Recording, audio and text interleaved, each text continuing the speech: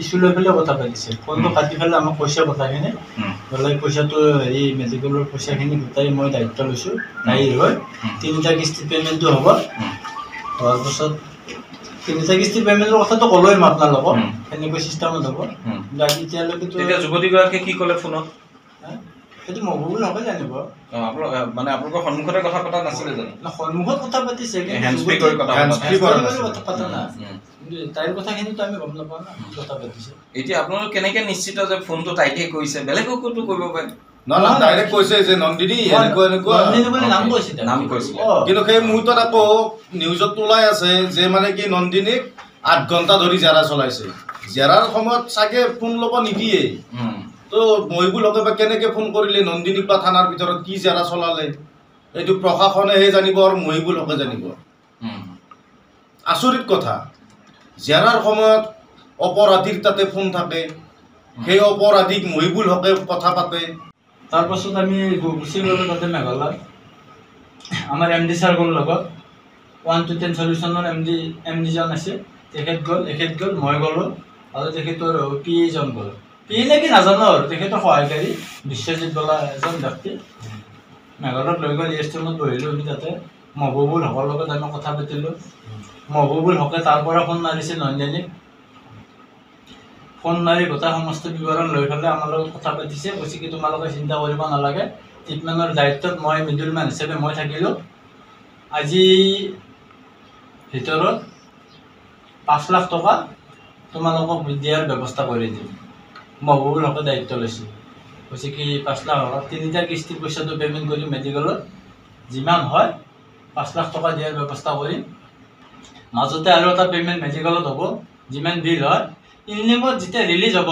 ল'ৰাজন সুস্থ হৈ গ'লে ৰিলিজত যিমানখিনি পইচা হয় বাকীখিনি পইচা পে'মেণ্ট হ'ব মহবুবুল হকে এই চিষ্টেমত আমাক কৈ পেলাই আমাক বিদায় দিছে মই নন্দিনী ৰৈ মই যাম মেডিকেলত আজি যাব পৰা নহ'লে কালি হ'লেও যাম যোৱাটো মই যামেই 28 তাৰিখে গধূলি অহাৰ কথা আছিলে তো যদিও 28 তাৰিখে নোৱাৰে 29 তাৰিখে ইয়াত আহি পেচেণ্টৰ খবৰ ল'ব আৰু ইমানখিনিলৈ গেৰাণ্টি লৈছিলে নন্দিনীয়ে যদি ইফাল সিফাল কৰে তো মাজত মই আছো মোৰ লগত যোগাযোগ কৰিলে হ'ল মই গোটেইখিনি হেৰি কৰিম মহবুবুলকে কিয় সোমালে গোটেই ঘটনাটোত এণ্ট্ৰি কিয় মাৰিলে গোটেই কেছটো আপোনালোকে কি চাগে নন্দিনীৰ লগত কিবা জড়িত আছে নন্দিনীৰ লগত ভাল আছে তেখেতৰ নন্দিনীয়ে কৈ আছে না মোৰ ওপৰত বহুত ডাঙৰ মানুহ আছে মহবুবুল হকতো সৰু মানুহ নহয় চাগে তেখেততো ডাঙৰ মানুহ ডাঙৰ মানুহ কাৰণে আমাক মেঘালয়লৈ মাতি নিছে মোৰ পেচেণ্ট আছে এপলত ভৰ্তি হ'ল মই মেঘালয়ত আহিব লগা হৈছে পইচাৰ কাৰণে আৰু সিহঁতে কৈ আছে কি আমি পইচা দি আছোঁ পইচা দিব যাই আছোঁ মেডিকেলত যদি মেডিকেলত পইচা দিব যাই আছে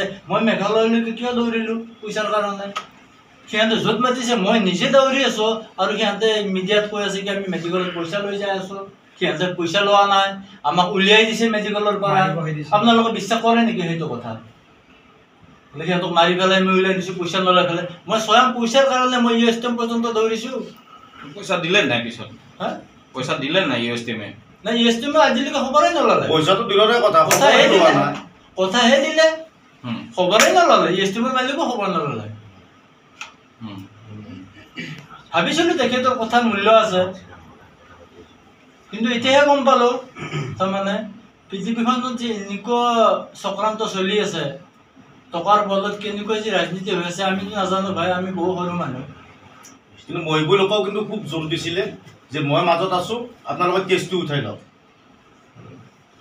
আমি খালি থানাৰ পৰা কেছটো উঠাব লাগে মহিবুল হকে যি কৰিব লাগে মহবুবুলকে দাবী কৰিছিল আপোনালোকক মানে কৈছিলে ৰিকুৱেষ্ট কৰিছিলে তেখেত গ'ল মই গ'লোঁ আৰু তেখেতৰ PA জন গ'ল PA নেকি নাজানো আৰু তেখেতৰ সহায়কাৰী বিশ্বজিৎ বোলা এজন ব্যক্তি মেঘালয়ত লৈ গ'ল ষ্টেমত বহিলোঁ আমি তাতে মহবুবুল হকৰ লগত আমি কথা পাতিলোঁ মহবুবুল হকে তাৰ পৰা ফোন মাৰিছে নন্দিনীক ফোন মাৰি গোটেই সমস্ত বিৱৰণ লৈ পেলাই আমাৰ লগত কথা পাতিছে কৈছে কি তোমালোকে চিন্তা কৰিব নালাগে ট্ৰিটমেণ্টৰ দায়িত্বত মই মিডলমেন হিচাপে মই থাকিলোঁ আজি ভিতৰত 5 লাখ টকা তোমালোকক দিয়াৰ ব্যৱস্থা কৰি দিম মহবুবুল হকে দায়িত্ব লৈছে কৈছে কি 5 লাখ টকা 3টা কিস্তিৰ পইচাটো পে'মেণ্ট কৰিম মেডিকেলত যিমান হয় 5 লাখ টকা দিয়াৰ ব্যৱস্থা কৰিম মাজতে আৰু এটা পে'মেণ্ট মেডিকেলত হ'ব যিমান বিল হয় ইনলিমত যেতিয়া ৰিলিজ হ'ব ল'ৰাজন সুস্থ হৈ গ'লে ৰিলিজত যিমানখিনি পইচা হয় বাকীখিনি পইচা পে'মেণ্ট হ'ব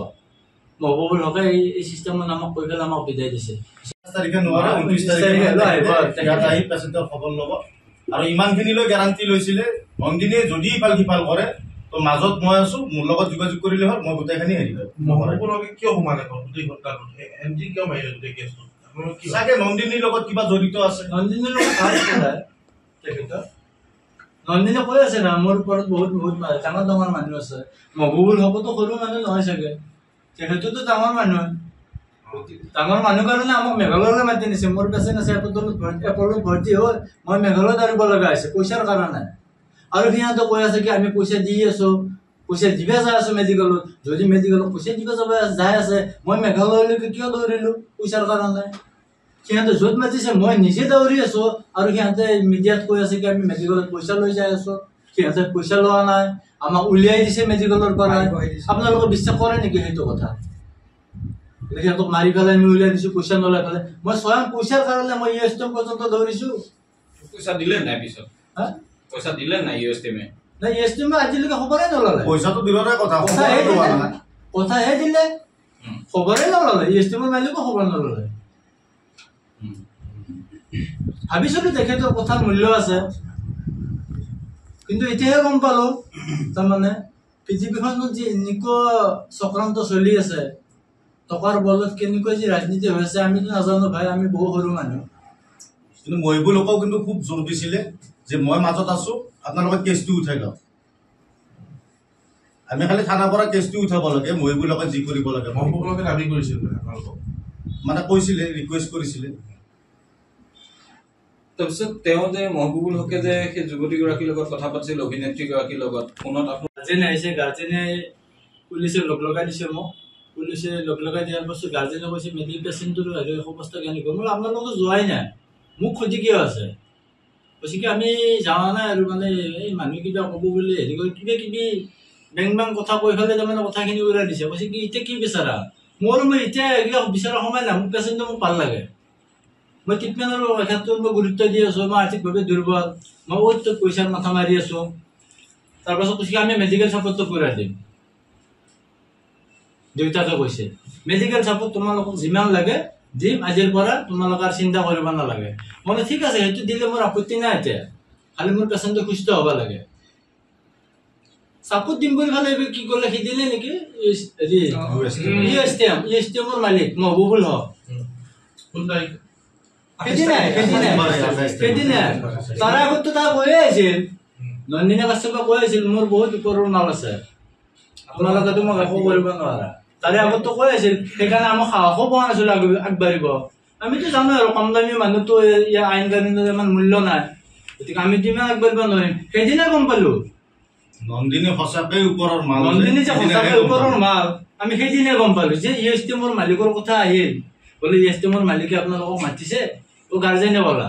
আৰু তেখেতসকলৰ এজন পিএ নে মেনেজাৰ মহবুবুল হকৰ পিএ নে কি নাজানো, বিশ্বজিৎ নাম নেকি, বিশ্বজিৎ নে কি নাম, সেনেকুৱা নহয়। তেখেতে আহিছিল তাকে থানাত, তেখেতে আমাক লৈ গ'ল মেঘালয় লৈ গ'ল। কৈছে কেছটো আমি হেৰি মেডিকেলৰ যিখিনি কৰিব লাগে মহবুবুল হকৰ উপস্থিতিত আমি আলোচনা কৰি গোটেইখিনি কৰিম। ময়ো সেই ভাবি আমি মেঘালয় গুচি গ'লো, কাৰণ মোৰ মানে পেচেণ্টৰ কাৰণে মোক টকা লাগে, পইচা লাগে, খালি পেচেণ্টটো ভাল হ'ব লাগে। কাৰণ মইতো আৰু এপলত ভৰ্তি কৰাৰ পাছততো আৰু পইচাৰ কথাই নাই তাতে।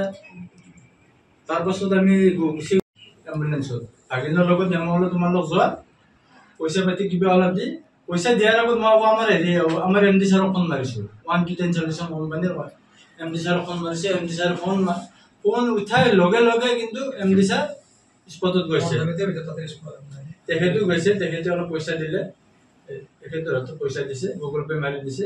কৈছে কি এতিয়া খাদ্য হাতে ধৰি যাই থাক, তাতে যায় আমি যাই আছো। পুলিচ অহাৰ লগে লগে পুলিচে ভিতৰতে আমি খবৰ দিছিলোঁ। পুলিচক কোনে খবৰ দিছিল? পুলিচক মই দিছিলোঁ। কিমান সময়ত খবৰ দিছিল? 3:15-20 ভিতৰত আশে-পাশে হ'ব। মইতো টাইম কণ্ট্ৰল ৰুমলৈ কৈছিল নে দিছপুৰ থানালৈ ফোন কৰিছিল? হেণ্ড্ৰেডত ফোন মাৰিছিলোঁ মই। দেখাব পাৰিবনে আছে দে কল লিষ্টটো? সেইটো আছে, মই দেখাম লাগে, কিন্তু বিচাৰিব লাগিব। পুলিচক মিছা মাতিছে, আপোনালোকে কোনো ধৰণৰ খবৰ দিয়া নাই। সেইটো আপোনালোক পৰৱৰ্তী পৰ্যায়ত গমেই পাব। CCTV যদি পুলিচৰ উপস্থিতিৰ প্ৰমাণ আছে, আমাৰ হাততো ফটো আছে, আৰু থানাত মোক কিমান চৰ্চা কৰিছিল গোটেই কাহিনী মই আজি ক'ম আপোনালোকক। কাৰণ মই আজি আজি মই মেণ্টেলি প্ৰস্তুত, যিহেতু মোৰ মৰমৰ বস্তুটো মোৰ আল্লাই লৈ গৈছে, গতিকে মোৰ আৰু হেৰাবলগীয়া একো নাই। গতিকে যোনে যি শাস্তি দিছে মই তন্নকে আপোনালোকক কম পাই। আপোনালোকে 100 ডাইল কৰাৰ পিছত পুলিচৰ ফালৰ পৰা কি সঁহাৰি জনোৱা হৈছে? 100 ডাইল কৰাৰ পাছত উদাল বাকৰাত লাগিছিলে ফোনটো, উদাল বাকৰা থানাত লাগিছিল চাগে। উদাল বাকৰাই মোক ৰেছপণ্ডে কৈছে বোলে এইটো থানা এইটো কেছ আমাৰ হেৰিত নপৰে, ভগদত্তপুৰত পৰে।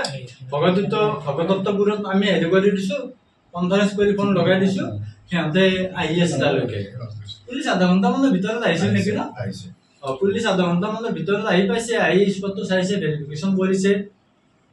ইহঁতো আহিছে, ইহঁতে ভিডিঅ' যিকেইটা কৰিছিল আমাৰ এম ডি ছাৰক দিছিল ভিডিঅ'কেইটা। তাইৰ ভিডিঅ' গাড়ীখনৰ ভিডিঅ' যিকেইটা কৰিছিল আমাৰ এম ডি ছাৰক দিছিল ভিডিঅ'কেইটা।